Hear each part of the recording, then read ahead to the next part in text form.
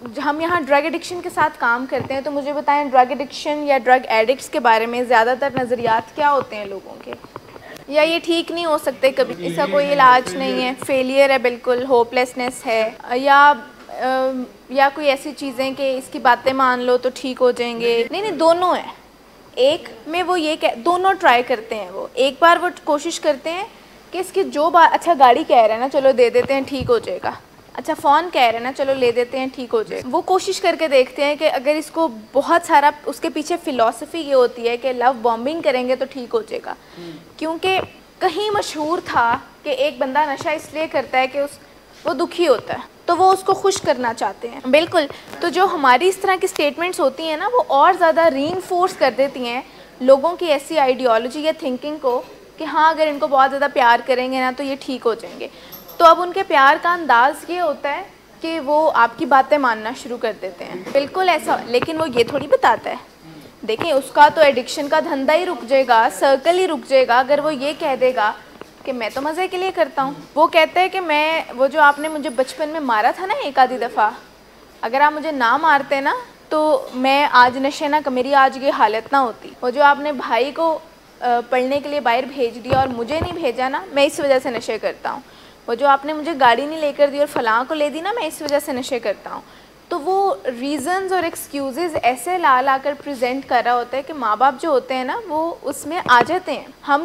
हमें इतना टाइम लगता है उनको इस ब्लेम गेम से निकालने में, क्योंकि उनका दिमाग इस तरफ चला जाता है कि शायद हमारा कोई कसूर है और अब हमने इसको फ़िक्स करना है। मैं आपको बताऊँ, ये इतनी पेनफुल चीज़ है जिसमें से हम फैमिलीज़ को निकालते हैं और बड़ी स्ट्रगल से निकालते हैं कि आपका कसूर नहीं है। बिल्कुल, यानी हम लॉजिक्स दे देकर उनको, ब्रेन वॉश तो उनका हुआ होता है। ये चले मैं ये वर्ड यूज़ कर रही हूँ, हालांकि ऐसी कोई चीज़ नहीं है।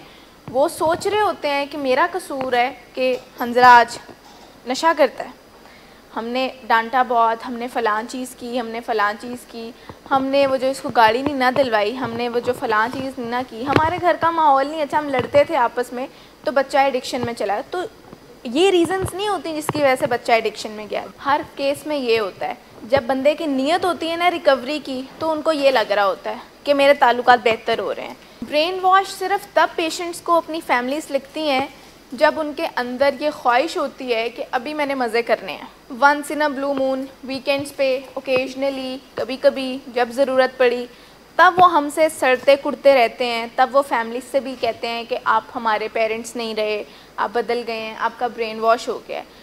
अगर नीयत साफ़ हो जाए ना, चले मैं बुरे सेंस में नहीं कह रही नीयत साफ़ हो जाए, मेरा कहने का मतलब ये है कि अगर नीयत रिकवरी वाली हो जाए तो आपको कभी भी नहीं लगेगा कि आपके पेरेंट्स का हमने ब्रेन वॉश कर दिया। क्यों? क्योंकि हम तीनों एक पेज पर आ जाएंगे, आप, हम और आपके पेरेंट्स, और हमारा पेज ये होगा जिसमें नशे नहीं होंगे। बस अब मेरी इस बात को अगर आप गौर से समझें तो आपको समझ आएगी कि जब हम किसी नाम पर नशा करते हैं ना, तो एक्चुअली वो कॉज नहीं होती। जब हम ये कहते हैं ना कि जो आपने मुझे कल रात को थप्पड़ मारा था इस वजह से मैं नशा करूँगा, तो वो थप्पड़ की वजह से नशा नहीं करना था। वो तो आप नशे का गिल्ट उतार रहे हैं उनको ये बात कह के, और गिल्ट उनके कंधों पे ट्रांसफ़र कर रहे हैं। नशा तो आपने इन एनी केस करना था, ये एक यूनिवर्सल फैक्ट है। अब अगर एक बंदा अपने हालात के ख़राब होने की वजह से नशा करता है, तो ये माना तब जाना था जब मैं भी हालात के ख़राब होने की वजह से नशा करूं, वो बंदा भी करे, वो बंदा भी करे, आप भी करें। अगर 2 लोग हालात के ख़राब होने की वजह से नशा कर रहे हैं और 30-40 लोग हालात के ख़राब होने को डिफरेंट तरह से डील कर रहे हैं, तो इसका मतलब ये है कि उन 2 लोगों की कोपिंग स्ट्रेटजी वीक थी, अच्छी नहीं थी। तो वजह ये लग रही होती है कि मैं इस वजह से नशा कर रहा हूँ कि मैं ब्रोकन फैमिली से हूँ, हालांकि वजह ये थी कि वो जो ब्रोकन फैमिली का स्ट्रेस था वो मुझसे डील नहीं हुआ, तो मैं क्विक फिक्स की तरफ चला गया। ये वजह थी नशा करने की।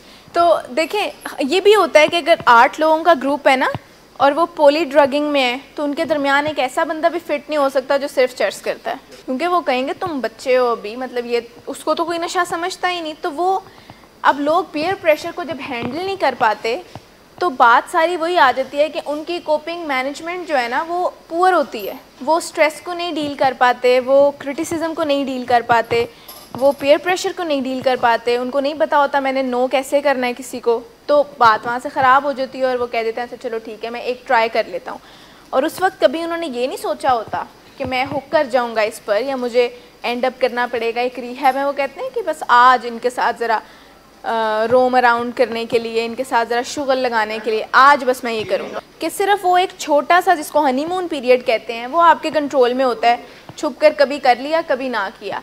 उसके बाद जब एडिक्शन आ जाती है तो आपके कंट्रोल में नहीं है कि आप उसको करें और कब करें और कितना करें। बिल्कुल जिस तरह जो डायबिटीज़ की हम एग्ज़ाम्पल देते हैं ना, सेम दोनों बीमारियां बहुत रिलेट करती हैं आपस में। यानी एक इंसान जो डायबिटिक होता है उसके साथ बड़ी मेजरीज़ होती हैं, उसको मीठे की आम लोगों से कई गुना ज़्यादा क्रेविंग होती है, इसीलिए वो छुप कर चोरी मीठा खाता है, क्योंकि जिस चीज़ से आपको रोक के रखा जा रहा हो, ये हम सबकी नेचर है, इसको कहते हैं डिफायंस। ये बुरी चीज़ है पेशेंट्स के अंदर ये चीज़, यानी मैं पर्टिकुलर, वैसे तो हर इंसान के अंदर होती है, लेकिन मैं अगर आपकी बात करूं तो डिफायंस के पैटर्न्स कभी एक नहीं तो दूसरी नहीं तो तीसरी शक्ल में बड़े नज़र आते हैं।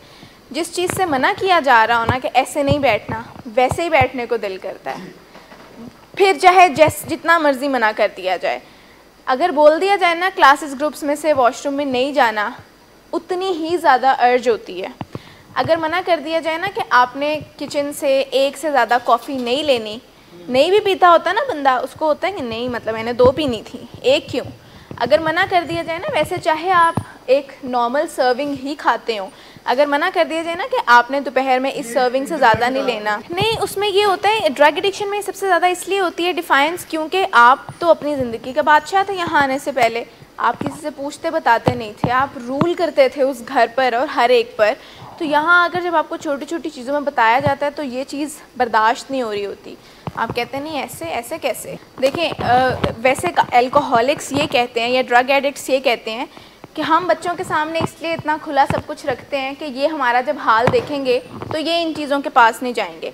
जबकि अमेरिका में एक रिसर्च और एक स्टडी की गई जिसमें जब बच्चों के इंटरव्यूज़ किए गए एल्कोहलिक्स के और ड्रग एडिक्ट्स के, और उनसे ये सेम बात पूछी गई, तो उन्होंने कहा कि हम अपने फादर्स की तरह नहीं करेंगे लेकिन कंट्रोल करके, क्योंकि वही होता है ना, हम सबको होता है कि मैं कंट्रोल कर लूँगा, मैं नहीं ड्रग एडिक्ट बनूंगा। तो उनको ये कॉन्सेप्ट तो नहीं था ऑब्वियसली कि ये मेरे कंट्रोल में नहीं है ड्रग एडिक्ट बनना या ना बनना। हर एक में ये केस है, हर एक में यही सीन है कि जीन्स डिसाइड करती हैं कि ड्रग एडिक्शन आनी है कि नहीं, लेकिन क्या फिर हर एक को ट्राई करके देखना चाहिए। फैमिली हिस्ट्री देख लें, यानी अपनी मैटरनल पैटर्नल साइड देख लें, पेपर आउट है।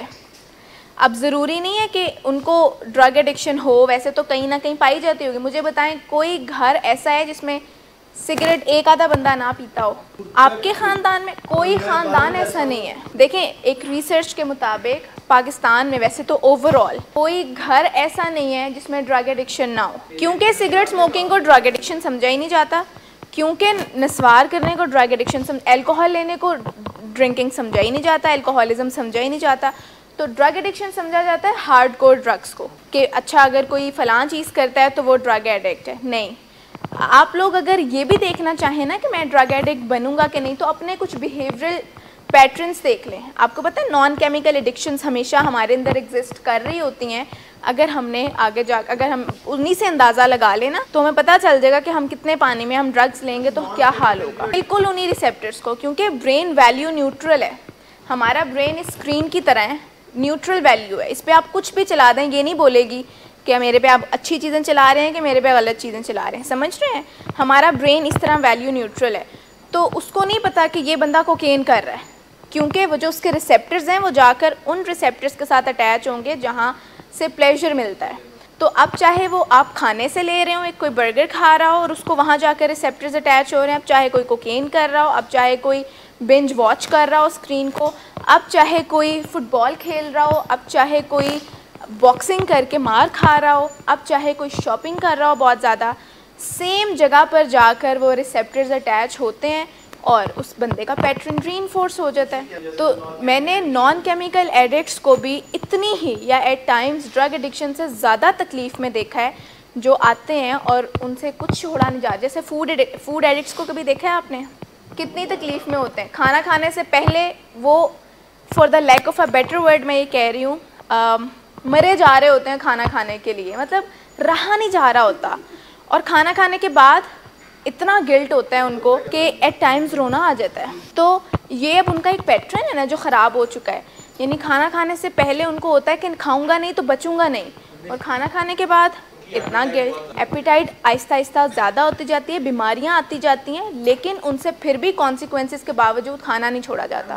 बिंज ईटिंग के पैटर्न्स होते हैं, फिर लोग पर्जिंग की तरफ चले जाते हैं कि वो जब बहुत सारा खाना खा लेते हैं, अब गिल्ट आउट ऑफ कंट्रोल होता है तो वो वॉमिट इंड्यूस करना शुरू कर देते हैं, उससे और ज़्यादा हेल्थ रिस्क आना शुरू हो जाते हैं। अब देखने में कोई कहता है चलो बर्गर ही खा रहे हैं ना, फिर क्या हो गया, लेकिन उनको क्या पता कि उस बर्गर के साथ क्या एसोसिएशन है। ये चीज़ बहुत फैक्ट है कि ड्रग एडिक्शन के बाद जब लोग रिकवरी में जाते हैं ना, तो वो फूड एडिक्शन से उसको सब्सटीट्यूट कर लेते हैं अनकॉन्शियसली, या वो मीठे से सब्सटीट्यूट कर लेते हैं कि आप मेजर कॉन्सिक्वेंसेस के बाद भी अपनी उस चीज़ को छोड़ नहीं पाते। पता होता है मैं तबाह हो रहा हूँ, पता होता है सारी चीज़ें हो रही हैं, लेकिन छोड़ा ही नहीं जाता।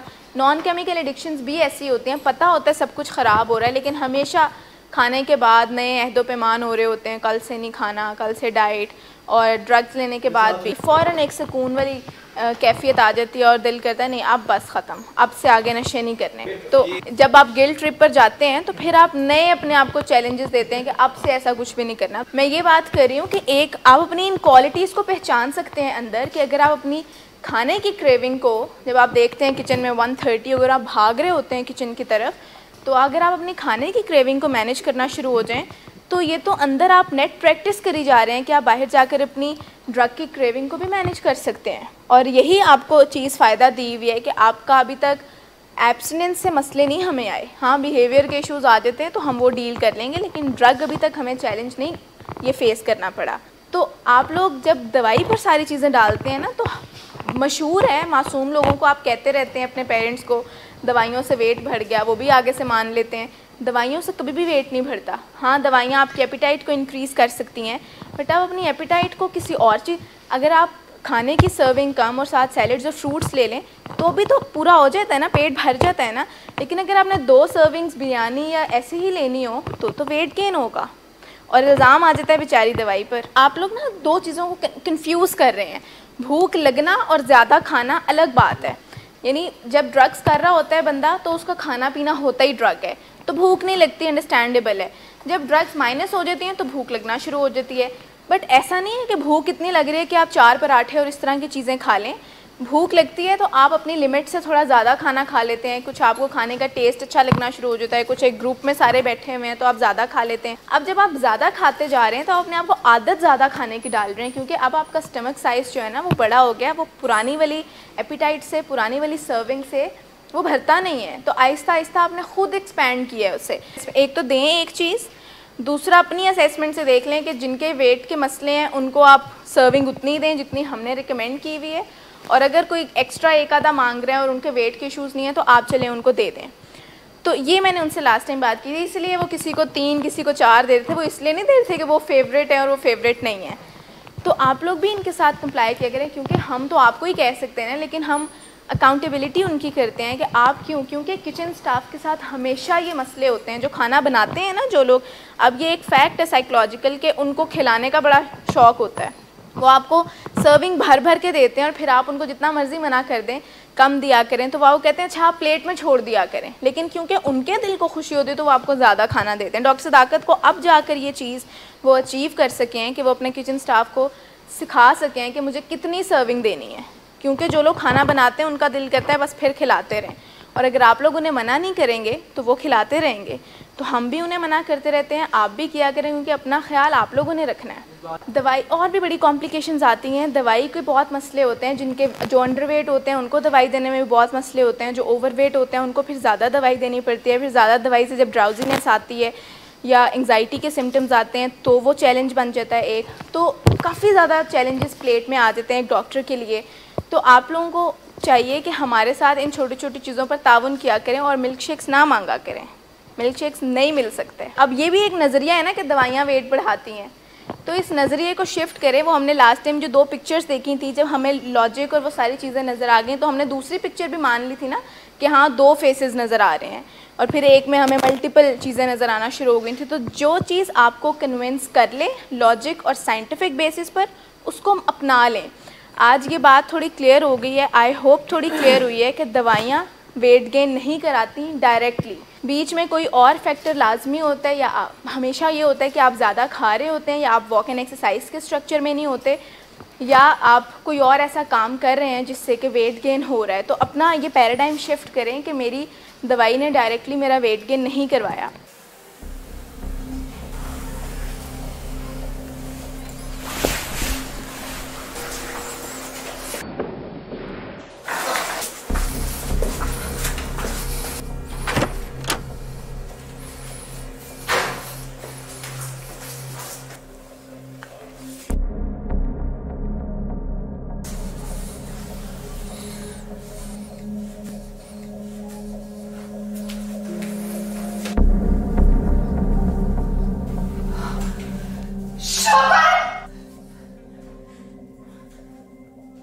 Drinking per se is not a defect of character, but it can turn into alcoholism.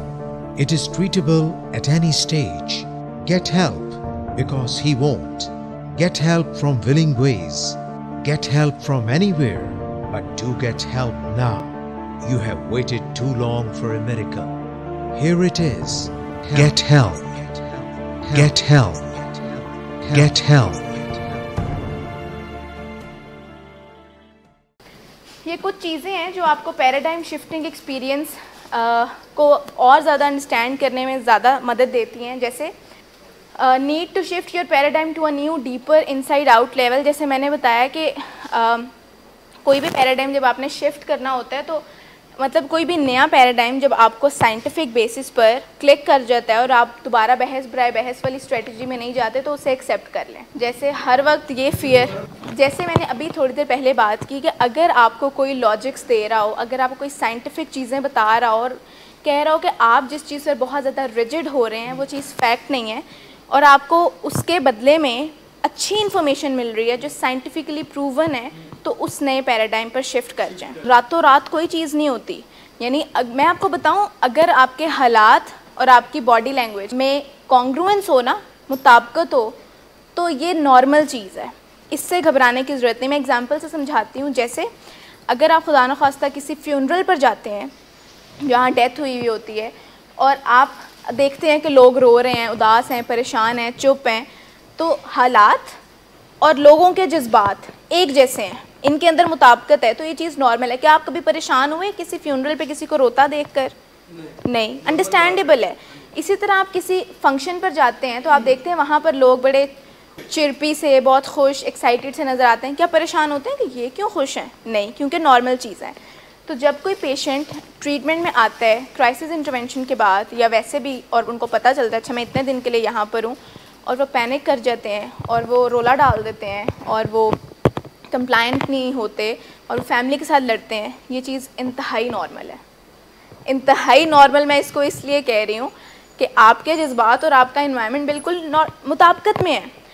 अगर आप आते ही पहले दिन आपको न्यूज़ ब्रेक कर दी जाए आप 100 दिन के लिए और आपके कोई मसला ही नहीं है, मैं हाजिर ये वो, तो हमारे एंटीनास खड़े हों कि ये क्या मतलब, ये क्या हो गया, पता लगाओ, ये चीज़ नॉर्मल नहीं है, तो हम उनके लिए ज़्यादा विजिलेंट हो जाएंगे। सब कोई आते हैं और उनको पहला 1 महीना इस खींच तान में लग जाता है, लेकर जाओ, ऐसे नहीं वैसे नहीं, ऐसी की तैसी, फ़लाँ चीज़, क्लास में नहीं आना, दवाई नहीं खानी, बिल्कुल नॉर्मल है। हमारी एक्सपर्टीज़ ही इस चीज़ पर है कि हमने इन चीज़ों को डील करना। हाँ, अगर बात ख़त्म ही नहीं हो रही, आगे जाती जा रही, तो हमें और ज़्यादा कुछ फैक्टर्स भी देखने पड़ते हैं कि अच्छा अब क्या मसला है, कोई डिप्रेशन तो नहीं है, फ़लाँ चीज़ तो नहीं है, कोई और बीमारी तो नहीं है, तो फिर हमें उन चीज़ों को देखना पड़ता है। ड्रग ऑफ चॉइस से नहीं, ये बेसिकली नेचर ज़्यादा होती है, लेकिन मैं आपको बताऊँ ये नेचर इतनी ख़तरे वाली है क्योंकि यही गलेबल लोग जब एक गलत इन्वायरमेंट में जाएंगे 2 दिन में रंग जाएंगे उनके रंग में। ड्रग करना एक पुअर डिसीजन मेकिंग की निशानी है, एक बहुत बड़ा सिम्टम है पुअर डिसीजन मेकिंग का। ये एग्जीक्यूटिव स्किल में से एक एग्जीक्यूटिव स्किल है डिसीजन मेकिंग। अगर आप इतने स्मार्ट इनफ होते तो वो करते ही ना, रन अवेज करते ही ना, लड़ाइयाँ झगड़े करते ही ना। अच्छा, दूसरा है जनरेट पॉजिटिव एनर्जी। देखें ये बड़ा इम्पॉर्टेंट है। अगर आप हर वक्त नेगेटिविटी से ऑपरेट करते रहेंगे ना तो कोई फ़ायदा नहीं होना किसी का भी। मुझे बताएं कि दिन में कितनी दफ़ा नेगेटिविटी से ऑपरेट करते हैं? हर वक्त ही। मैं ये बात करूं मेरा दिन ना भर जाए, मैं फ़लाँ चीज़ करूं तो ये मेरी मीटिंग ना रोक दे, मैं फ़लाँ, कहीं ना कहीं जहन में चल रहा होता है क्योंकि कॉन्फ्लिक्ट ऑफ इंटरेस्ट है ना हमारा। तो हम कोई बात करते हैं तो ऐसा लग रहा होता है कि पैसे बनाने के लिए नई चीज़ है या मेरी फैमिली का ब्रेन वॉश या ऐसी कोई चीज़। तो घबराना नहीं है, फ़ौरन डर नहीं जाते किसी चीज़ से, और नेगेटिविटी से तो बिल्कुल ऑपरेट ना करें। तो उसके लिए अपनी पॉजिटिव एनर्जीज़ को जनरेट करना शुरू करें ताकि पैराडाइम्स शिफ्ट हों। फिर तीसरा है जी side step negative energy. Obviously first की सेकंड की कंटिन्यूएशन में ये है कि नेगेटिविटी को छोड़ दें। प्राइमरी ग्रेटनेस ऑफ कैरेक्टर, आपको पता है ये क्या होती है? दो तरह की ग्रेटनेस होती हैं कैरेक्टर की, एक प्राइमरी ग्रेटनेस, एक होती है सेकेंडरी ग्रेटनेस। सेकेंडरी ग्रेटनेस से पहले समझाती हूँ, वो ज़्यादा आसान है समझाने में। जैसे जो चीज़ें आपको एक्सटर्नल वर्ल्ड से मिलती हैं, जो चीज़ें आपको बाहर से मिलती हैं, जैसे आपके यूनिफॉर्म पे कितने बैज लगे हुए हैं, ये सेकेंडरी ग्रेटनेस में आता है। जैसे आपकी डेजिग्नेशन क्या है, ये सेकेंडरी ग्रेटनेस में आता है। जैसे आपके पास गाड़ी कौन सी है, ये सेकेंडरी ग्रेटनेस में आता है। आपके पास फ़ोन कौन सा है, ये सेकेंडरी ग्रेटनेस में आता है। यानी जितने सितारे आपके साथ बाहर के दुनिया से लगते हैं एक्सटर्नली, ये सेकेंडरी ग्रेटनेस है। तो लोग आपको बाहर से देखते हैं कि अच्छा अच्छे शूज़, फ़लाँ चीज़, ये सेकेंडरी ग्रेटनेस है। बट प्राइमरी ग्रेटनेस वो होती है जो अंदर से आती है। जैसे एक बंदा झूठ बोलता है कि नहीं, एक बंदा अपनी वैल्यूज़ को कितना रिगार्ड में रखता है, एक बंदे का कैरेक्टर कैसा है, एक बंदे का बोलना कैसा है, एक बंदा एथिकल और मॉरल नॉर्म्स को लेकर चलता है कि नहीं, कि बस ऐसे ही गो विद द फ्लो। यानी अंदर से आप कितने अच्छे हैं। और सेकेंडरी ग्रेटनेस डबल हो जाएगी इसकी अचीवमेंट अगर आप प्राइमरी ग्रेटनेस से इसको शुरू करेंगे। यानी अगर आप पहले अपने कैरेक्टर के डिफेक्ट्स को धोना शुरू करें ना, अगर आप झूठ बोलना छोड़ दें, अगर आप हक सच की बात करते रहें, अगर आप रेटिंग करना सीख लें, अगर आप कैरेक्टर को अपने अच्छा कर लें, अगर आप अपनी वैल्यूज़ बनाएं ज़िंदगी में, बाउंड्रीज़ बनाएं रिश्तों में, तो ये प्राइमरी ग्रेटनेस की शुरुआत है और ये आपको बहुत जल्दी ले जाएगी सेकेंडरी ग्रेटनेस की तरफ। अदरवाइज़ सेकेंडरी ग्रेटनेस के लिए बड़े पापड़ बेलने पड़ते हैं, बहुत मेहनत करनी पड़ती है, तो जाके सेकेंडरी ग्रेटनेस में कुछ चीज़ें हमें मिलना शुरू होती हैं। देखें, बाउंड्रीज़ ना तो विजिबल हैं, ना उसको टच किया जा सकता है, ना उसको देखा जा सकता है, ना उसको मेजर उस तरह से किया जा सकता है। ये एक इंटरनल चीज़ है, तो आप इसको प्राइमरी में रखें। जिस तरह कोई बंदा झूठ बोलता है कि नहीं, ये देखा जा सकता है। आप एक अननोन बंदे, आपको पता ही नहीं होगा सामने वाला बंदा झूठ बोल रहा है या सच बोल रहा है, तो सेकेंडरी चीज़ों को आप देख सकते हैं। आप देख सकते हैं कि सामने वाले के पास कौन सी गाड़ी है, आप देख सकते हैं उसके यूनिफॉर्म पर कौन कौन से स्टार्स लगे हुए हैं।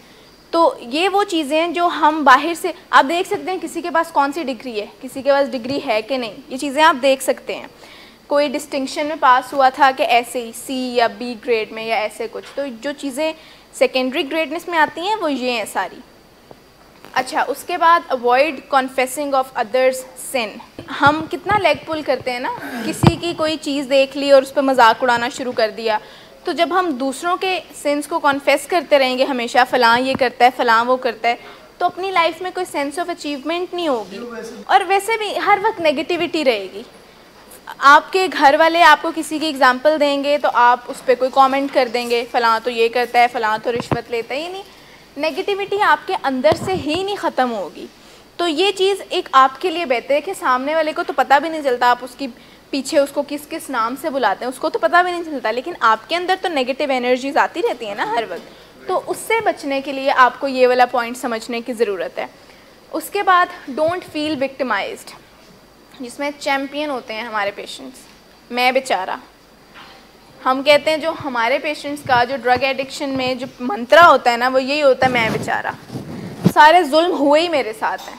देखें, जो ये शुरू में ना, जब भी ये चीज़ विक्टिम फील करने वाली चीज़ शुरू होती है ना, तो ये एक टूल होता है, एक टैक्टिक होता है अपने नशे का साइकिल चलाने के लिए।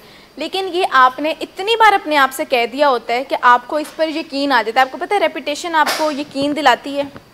जैसे जो एडवर्टीज़मेंट्स होती हैं वो जब आप बार बार देखते हैं तो यकीन आ जाता है ना कि एरियल ही बेस्ट डिटर्जेंट है, क्योंकि इसमें रेपिटिशन है।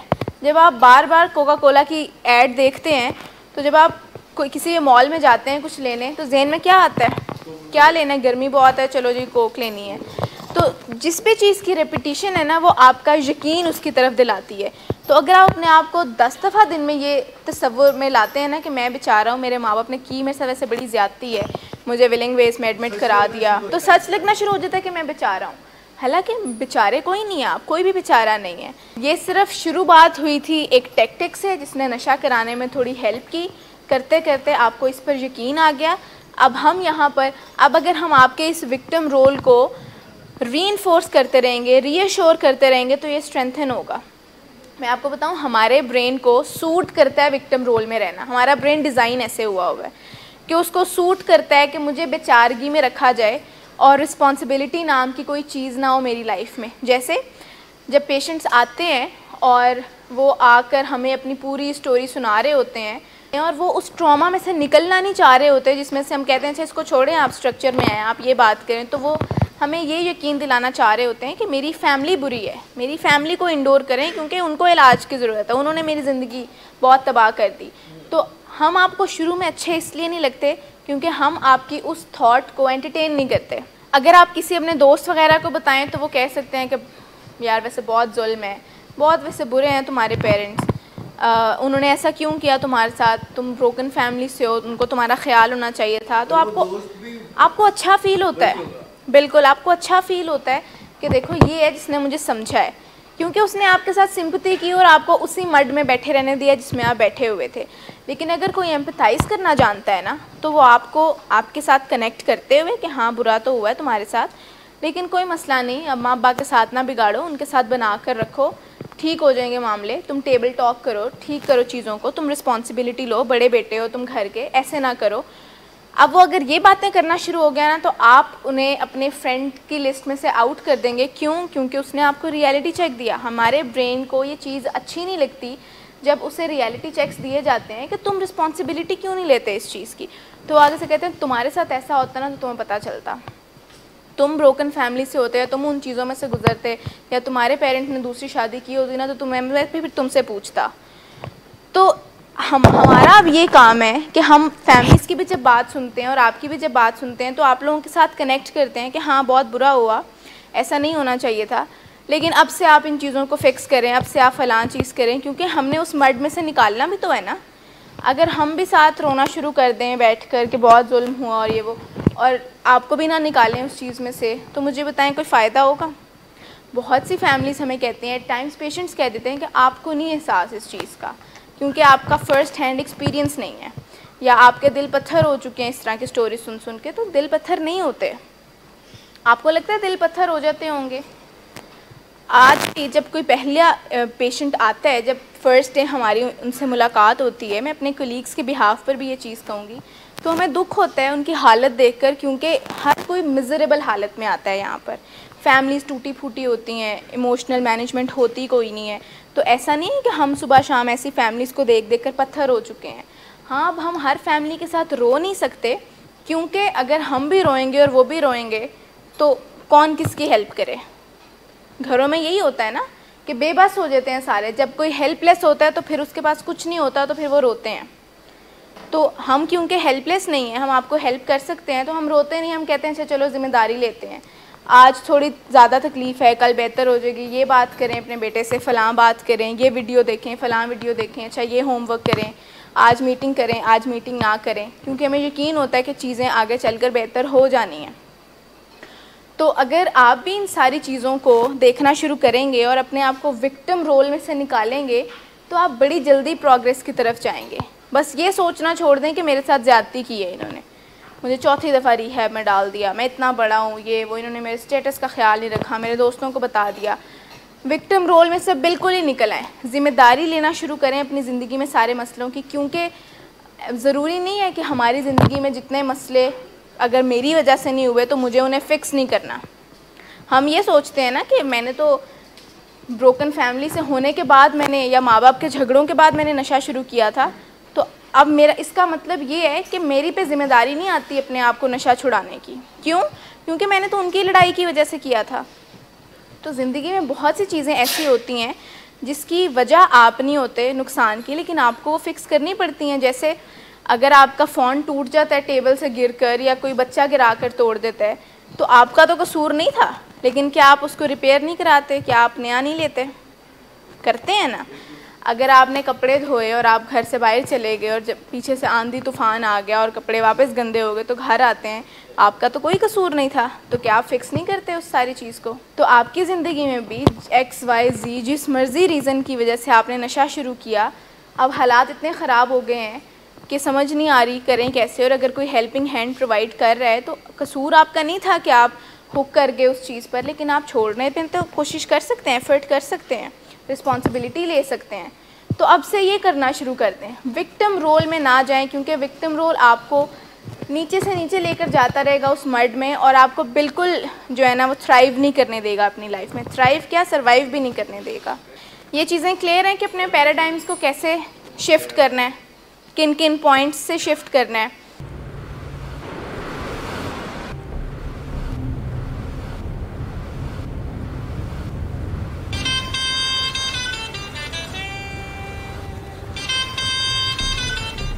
अच्छा, तो अभी तक तुम्हारा इस चीप लड़की के साथ चक्कर चल रहा है? तुम कौन होती हो मुझे पूछने वाली? ओके, और तुम इन घटिया लड़कियों के साथ गुलछर्रे उड़ाते फिरो, तो मैं चुप बैठूं?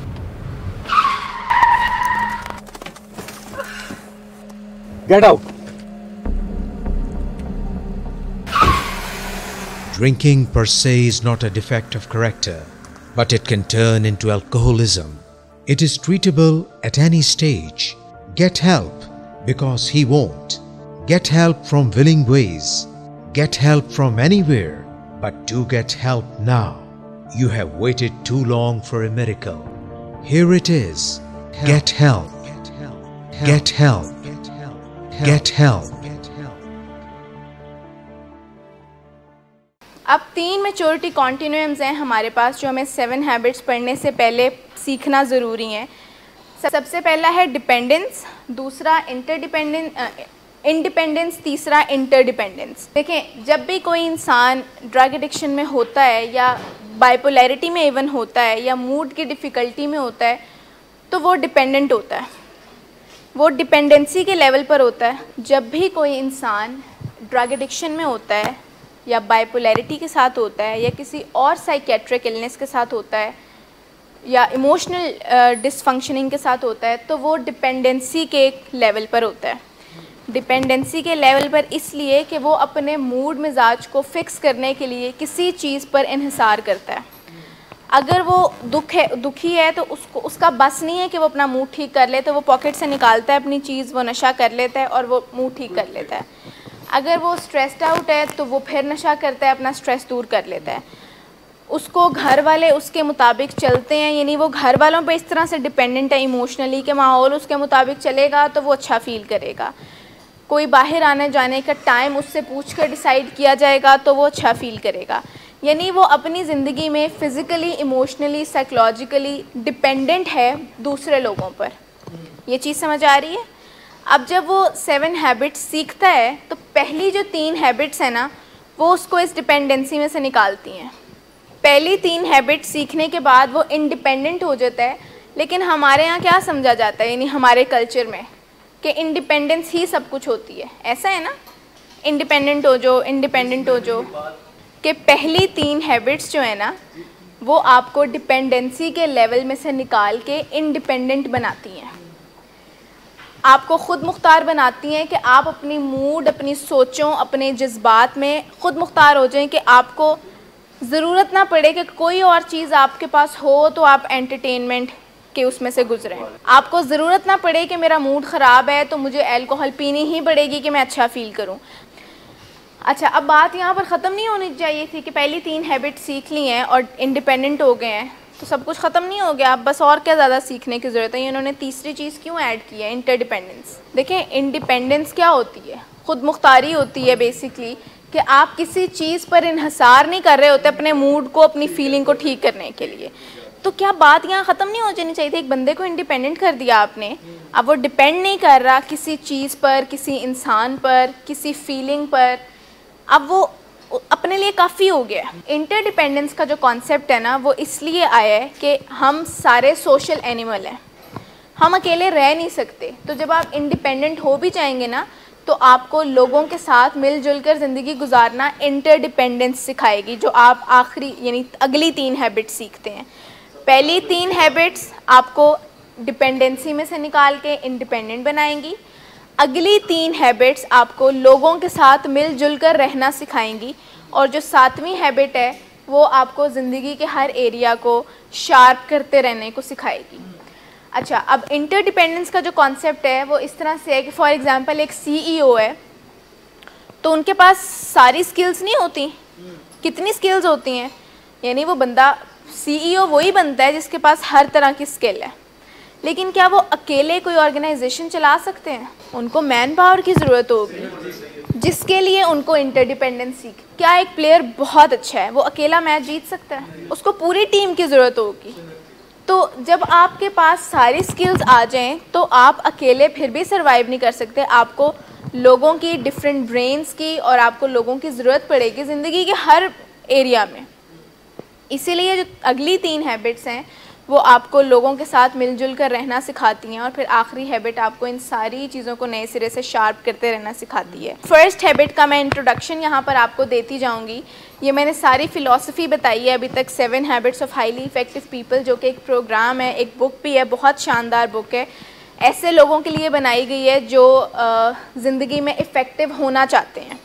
और क्योंकि हमारे जो सारे पेशेंट्स हैं ये बहुत ज़हीन लोग हैं, बहुत इंटेलिजेंट लोग हैं, लेकिन अपनी इंटेलिजेंस को चैनलाइज करते हैं गलत डायरेक्शन में, कि वो अपनी कनिंगनेस को मैनिपुलेट करने में लगाते हैं लोगों को, वो ड्रग्स करते हैं, वो झूठ बोलते हैं, वो रन अवे करते हैं।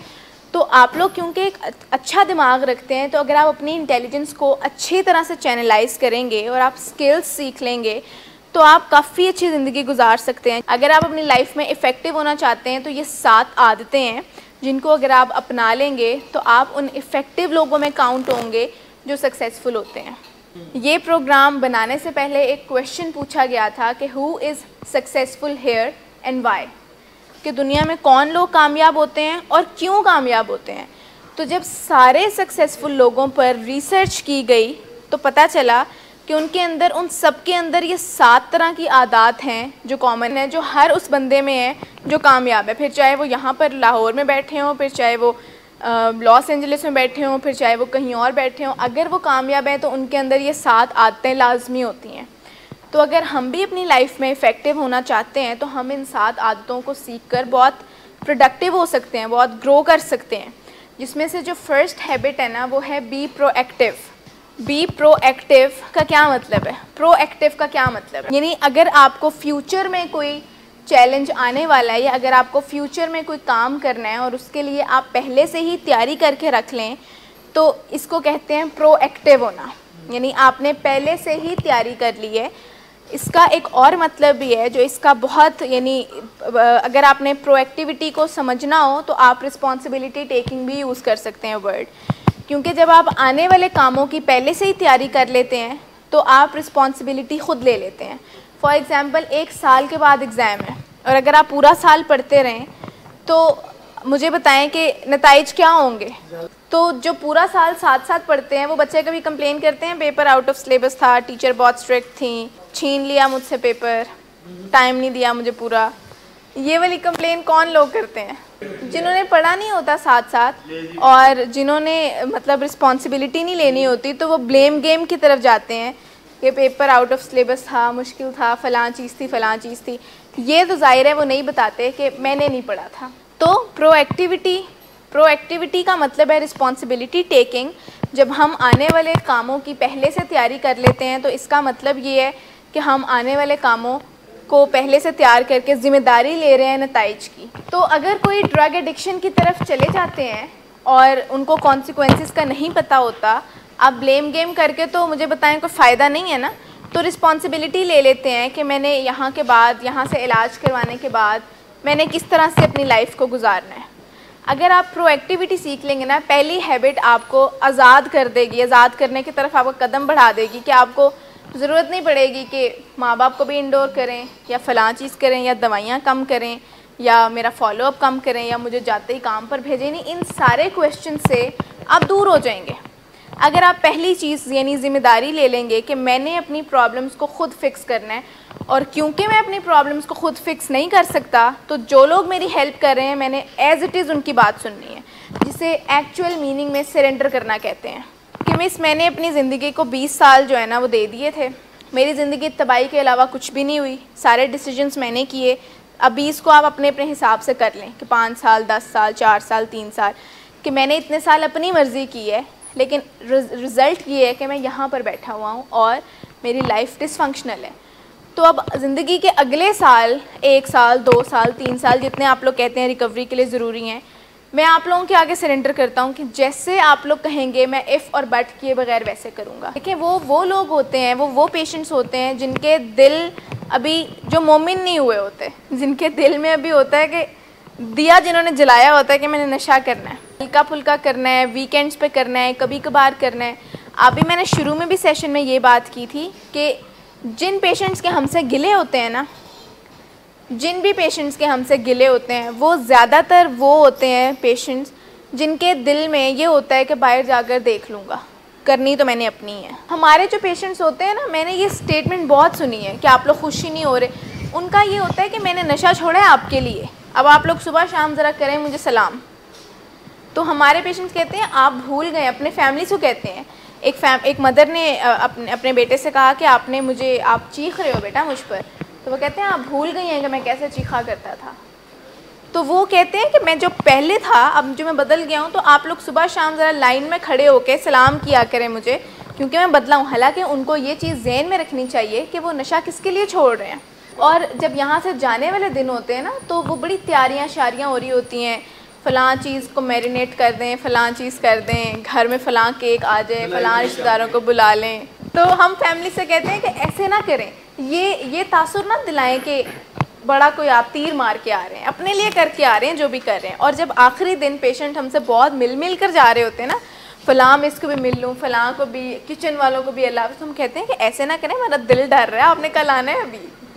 तो ऐसे जाएं जैसे कुछ पता ही नहीं है, आज चले जाएं घर और कल फिर 3 बजे यहाँ पर आ जाएं। तो जब बहुत ज़्यादा अल्लाह हाफिज़ हो रहा होता है ना, मिस शुक्रिया बहुत, तो हमें लग रहा होता है कि मतलब कभी नहीं मिलना। तो हम कहते हैं ऐसे ना हमारे साथ किया करें, जब आप लोग जाते हैं ये ट्रांजिशन इतनी स्मूथ होनी चाहिए कि चुप करके बैग पकड़ा घर चले गए, अगले दिन फिर यहीं आना है। तो बहुत ज़्यादा सलाम दुआ इन चीज़ों में जाना ही नहीं है। तो जहन में एक चीज़ क्लियर रखें कि ये हम अपने लिए कर रहे हैं, इससे विक्टिम रोल आपका ख़त्म होगा कि मैं बेचारा और मैं कोई बड़ा पहाड़ के बोझ के नीचे हूँ, मैं इन सब के पे एहसान कर रहा हूँ ये चीज़ करके। Good afternoon sir. Good afternoon. Sir एक क्लाइंट बहुत देर से आपका इंतज़ार कर रहे हैं। क्या? तुम्हें किसने कहा था अपॉइंटमेंट देने को? सर कल शाम आप ही नहीं तो कहा था। झूठ बोलती हो तुम। मैंने तुम्हें कब कहा था? तुम सब झूठ बोलते हो मुझसे। Drinking per se is not a defect of character, but it can turn into alcoholism. It is treatable at any stage. Get help, because he won't. Get help from willing ways. Get help from anywhere, but do get help now. You have waited too long for a miracle. Here it is. Get help. Get help. Get help.